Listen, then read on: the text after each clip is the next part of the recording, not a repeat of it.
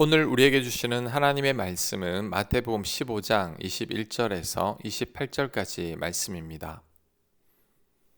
21절 예수께서 거기서 나가사 두로와 시돈 지방으로 들어가시니 가난한 여자 하나가 그 지경에서 나와서 소리질러 이르되 주 다윗의 자손이여 나를 불쌍히 여기소서 내 딸이 흉악하게 귀신 들렸나이다 하니 예수는 한 말씀도 대답하지 아니하시니 제자들이 와서 청하여 말하되 그 여자가 우리 뒤에서 소리를 지르오니 그를 보내소서.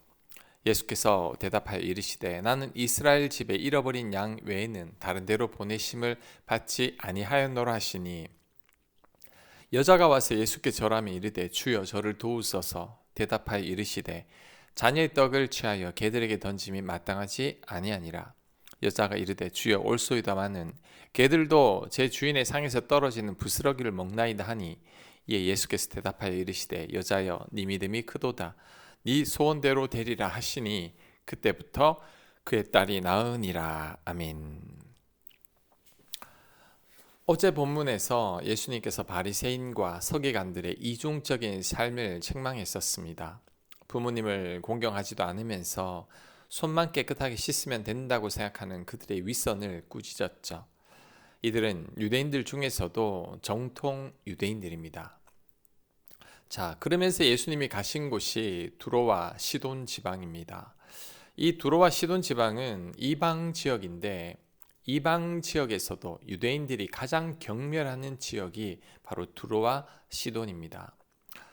서기관과 바리새인들은 근처에도 가지 않는 지역입니다. 그런데 예수님께서 이곳에서 가난한 여인들에게 기적을 베푸셨습니다. 자, 이게 무엇을 뜻할까요? 정통 유대인들이 위선이 가득하고 외식하며 신앙적으로 타락했으니 이제 그 은혜가 이방으로 흘러간다는 것을 의미합니다. 먼저 된 자가 나중된다는 말씀이 생각납니다. 먼저 된 자들, 바로 서기관과 바리새인들입니다. 이들은 자신들만이 하나님의 백성이라고 자부하던 자들이죠.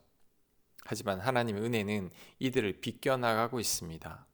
오히려 이들이 경멸하는 이방인들에게로 넘어가고 있죠. 예수님은 그 모습을 상징적으로 보여주고 있습니다.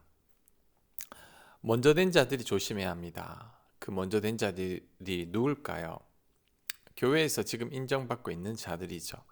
저 같은 목사나 중직자들입니다. 모태신앙이죠. 스스로 믿음이 있다고 자부하는 자들입니다. 그런데 이런 태도를 버려야 합니다. 우리는 하나님 은혜가 아니면 아무것도 아니죠. 은혜는 물과 같아서 가장 낮고 낮은 곳에 머뭅니다. 예수님 당시에 예수님의 은혜를 경험한 자들을 보면 됩니다. 전부 약자죠, 병자죠, 가난한 자들이고 죄인들입니다. 반면에 권력자들이나 강한 자들이나 부한 자들은 그의 은혜를 받지 못합니다.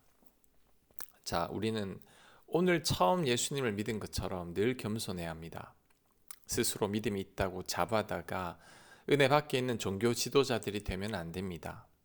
늘 겸손히, 늘 하나님을 갈망하는 마음으로, 가난한 마음으로 은혜를 구해야 합니다. 그럴 때 우리 안에 늘 하나님의 은혜가 머물게 됩니다. 자, 본문으로 들어갑니다. 자, 오늘 본문은 잘 아는 본문이죠. 딸이 귀신 들려 고통당하는 여인이 예수님께 찾아와서 고쳐달라고 소리를 지르지만 예수님은 들은 척도 하지 않으셨습니다. 나중에는 제자들이 그 여자를 도와줍니다. 그래도 예수님은 이스라엘의 잃어버린 양 외에는 다른 데로 보내심을 받지 않았다고 단호하게 거절합니다. 그러자 이번에는 그 여인이 예수님 앞에 엎드려서 딸을 살려달라고 애원합니다. 이때 예수님의 대답은 자녀의 떡을 개들에게 던지는 것이 마땅하지 않다입니다. 가난한 여인 보고 개라고 한 거죠. 얼마나 자존심이 상하는 말입니까? 하지만 가난한 여인은 아랑곳하지 않고 개들도 주인의 상에서 떨어지는 부스러기는 먹지 않습니까? 자신에게 부스러기라도 달라는 거죠. 예수님이 이때 감동했습니다. 여자여 내 믿음이 크도다. 네 소원대로 되리라. 자, 그 시로 딸이 깨끗하게 나았습니다. 자, 이 대목에서 주는 두 가지 교훈이 있습니다. 첫 번째는 내가 죽어야 합니다. 가나안 여인은 어떻게 개라는 소리를 듣고도 참았을까요? 자존심도 없습니까? 근데 이젠 없습니다. 사랑하는 딸의 오랜 고통으로 인해 가나안 여인은 이미 죽은 여인 같은 삶을 살았기 때문이죠. 그녀의 자존심도 이미 다 사라졌습니다.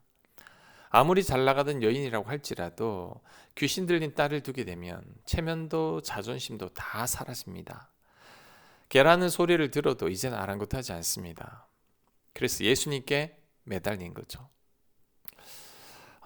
우리 마음을 가장 울리는 그녀의 고백이 있습니다. 개도 떨어지는 부스러기는 먹지 않습니까? 이게 얼마나 낮아지고 겸손한 표현입니까? 그래서 결국 딸이 치유되는 은혜를 경험하게 됐죠. 우리도 이렇게 기도해 봐야 합니다. 기도 부스러기는 먹지 않습니까? 우리에게도 부스러기라도 좀 주십시오. 이 여인처럼 낮은 마음으로 부르짖게 되길 바랍니다. 그럴 때 하나님 은혜를 경험하게 될 겁니다. 우리가 하나님을 깊이 만나는데 가장 큰 방해물이 뭐냐면 바로 우리 자신입니다. 내 속에 내가 너무도 많아서 하나님께서 들어올 틈이 없죠. 내 혈기가 있고 욱하는 성질이 있고 내 자존심과 체면이 하나님보다 더 중요합니다. 그래서 하나님의 은혜가 스며들지 못하는 거죠. 만약에 가나안 여인이 덜 죽어서 성질과 혈기가 남아 있었다면 게라는 예수님의 말에 발끈했을 겁니다. 하지만 가나안 여인은 더 이상 내려갈 것도 없는 인생입니다. 그래서 예수님의 말에 상할 자존심도 남아 있지 않죠. 그래서 은혜를 경험한 겁니다. 하나님의 은혜는 인생 가장 밑바닥에서부터 흐릅니다. 내가 아직 살아있고 내 혈기가 남아있고 내 자존심이 중요하다면 아직 내 마음이 가난한 게 아닙니다. 아직 하나님이 절실히 필요하지 않은 거죠. 간절함과 갈급함도 없는 겁니다. 그래서 하나님을 잘 만나지 못하는 거죠. 어제 서기관과 바리새인들을 생각하면 됩니다. 스스로 의가 가득하죠.